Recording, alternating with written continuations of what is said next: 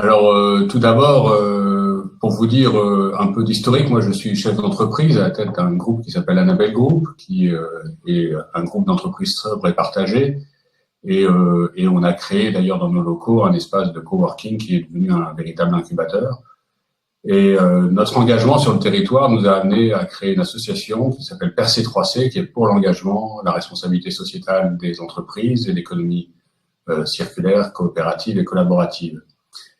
En cela, nous animions une démarche d'écologie industrielle et territoriale qui nous a amené à travailler avec les associations, les collectivités.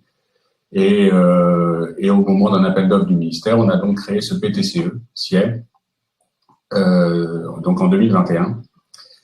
Et dans ce PTCE, donc premier PTCE d'ailleurs créé par une association du monde de l'économie classique, nous avons regroupé tous les acteurs autour de la transition et de la solidarité.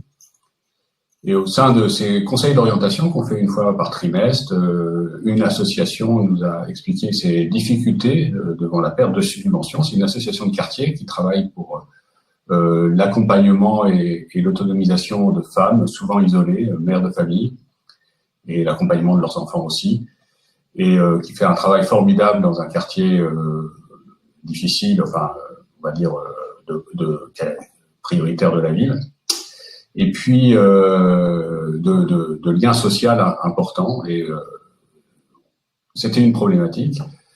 À côté de ça, et parallèlement à ça, j'avais eu l'honneur d'être parrain d'une promotion du campus de l'inclusion, la première d'ailleurs dans la région centre. Et puis j'avais incité un de mes amis d'une association qui est entrepreneur et dirigeant chrétien à participer à ce campus, puisque je connaissais ses difficultés de recrutement, ce qui lui a ouvert des horizons. On a visité un autre de mes amis qui est le patron de Isa Group à Aubigny-sur-Ner, donc un peu plus loin au sud de la région, et qui avait fait un petit atelier de couture pour justement d'insertion. C'est une entreprise, un groupe d'insertion.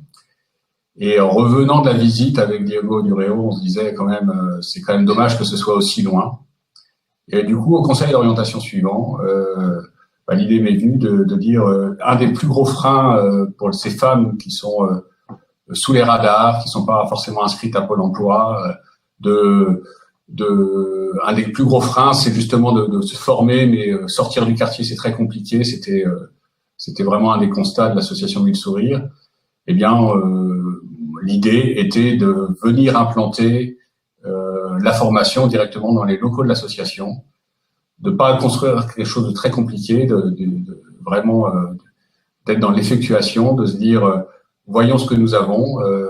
Du coup, Diego Duréo, le patron de l'entreprise, a dit mais moi je peux acheter des machines de 120 volts pour être branché dans les locaux de l'association.